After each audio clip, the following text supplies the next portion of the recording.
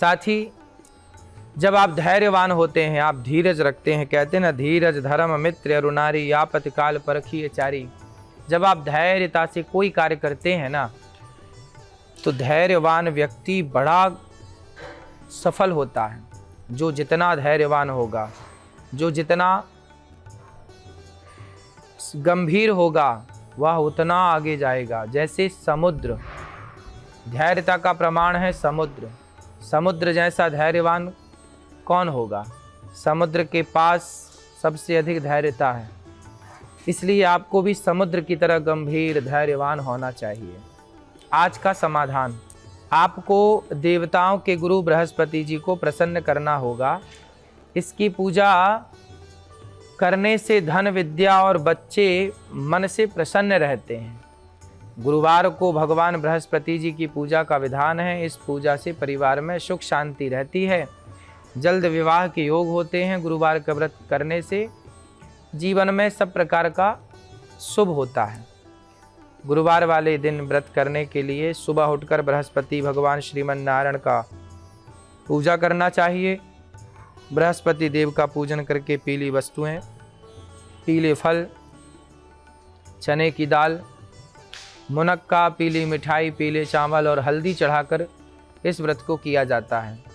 इस व्रत में केले के पेड़ की पूजा होती है। कथा और पूजा के समय मनसा वाचा कर्मणा, मन बुद्धि से पवित्र होकर के भगवान का ध्यान करना चाहिए, भगवान से प्रार्थना करना चाहिए। जल में हल्दी डालकर केले के पेड़ पर चढ़ाएं, केले की जड़ में चने की दाल चढ़ाएं, मुनक्का चढ़ाएं, साथ ही दीपक जलाएं। पेड़ की, पीपल की, केले के पेड़ की पूजा करके उसमें भगवान श्रीमन नारायण का वास होता है बृहस्पतिवार के दिन, गुरुवार के दिन। इसलिए उस केले में भगवान श्रीमन नारायण का ध्यान करके और पूजा करें। दिन में एक समय ही भोजन करें। खाने में चने की दाल या पीली चीज़ें खाएं, नमक ना खाएं, पीले वस्त्र पहने, पीले फलों का इस्तेमाल करें। पूजन के बाद भगवान बृहस्पति की कथा सुननी चाहिए। बृहस्पति देव गुरुजनों को प्रसन्न करने वाले देव हैं। जब आप पर गुरु की कृपा नहीं होती तो बृहस्पति के कारण आप पर, आपका राशि में जो गुरु स्थान है वह मजबूत हो जाता है। बड़ों का सम्मान करना चाहिए, इससे भी गुरु मजबूत होता है। चने की दाल तथा केसर का मंदिर में जाकर के दान करने से भी, तिलक लगाने से भी, केसर का तिलक लगाएं, मलयागर चंदन को घिसकर, इससे भी गुरु मजबूत होता है।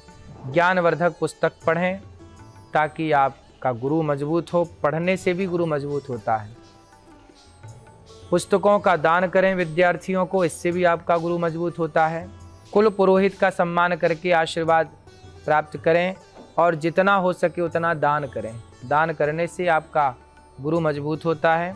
भगवान विष्णु चतुर्भुज रूप लेकर के खड़े हैं, इसलिए कि 4 युगों में हर युग के हर भक्तों को एक एक हाथ से थामते रहें। 4 वर्ण है, ब्राह्मण, क्षत्रिय, वैश्य, शूद्र। इन चारों वर्णों के लिए एक एक हाथ भगवान विष्णु जी के हैं। एक एक हाथ से भगवान चारों को थामे हैं, चारों युगों में थामे हैं।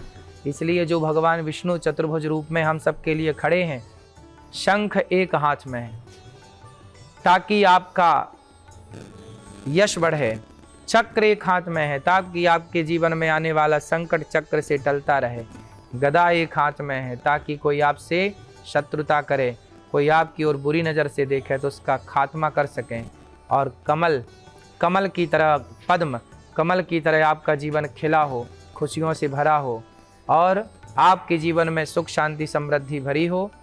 इसीलिए भगवान के हाथ में कमल है, कमल के पुष्प की तरह आपका जीवन खिला हो। जैसे कीचड़ में रहकर भी कमल अपने को कीचड़ से दूर रखता है, आप भी संसार के बुराइयों में रहकर भी अपने आप को दूर रखें हर बुराई से, और अच्छाई की ओर आप बढ़ें, अच्छाई आपके जीवन में भरी हो। यही भगवान विष्णु का आपके लिए कहना है और यही मैसेज है। आपका दिन शुभ हो, आप पर भगवान की कृपा बनी रहे। सर्वे भवन्तु सुखिनः, सर्वे सन्तु निरामया। भगवान विष्णु की कृपा से आपके बच्चे सदा खुशहाली की ओर बढ़ें, आप खूब धन धान्य कमाएं और खूब समाज की, राष्ट्र की खूब सेवा करें, यही मंगल कामना है। राधे राधे। आज का वार्तालाप, रांची से गीता देवी जी का सवाल है कि मैं बच्चों को ट्यूशन देती हूँ, लेकिन उनकी आर्थिक स्थिति देखकर फीस बढ़ा देती हूँ। मैं लालची नहीं हूँ, लेकिन घर का खर्चा भी चलाना है। क्या अलग अलग बच्चों से अलग अलग फीस लेना सही है या गलत है? क्या मैं गुरु बनने के लायक हूँ? देखो, बात ऐसी है कि भेद रखना गलत है। बच्चा कैसा भी हो, अमीर हो गरीब हो, आपको सबके साथ एक सा ही व्यवहार करना चाहिए और जो उचित फीस है वो आप सबसे लें। आप जो अमीर घर के बच्चे हैं, आप उनके माँ बाप से ये कह सकते हैं कि आप थोड़ा सहयोग करेंगे तो ये गरीब बच्चे जो फीस देने के लायक नहीं है, ये फीस दे पाएंगे और ये भी पढ़ पाएंगे। आप मदद तो ले सकते हैं, मांग कर मदद लीजिए। यदि आप कुछ बच्चों से कुछ फीस लेते हैं, कुछ बच्चों से कुछ, तो ये चोरी कहलाएगी और आप ईश्वर के विधान में दंड के अधिकारी हो जाएंगे।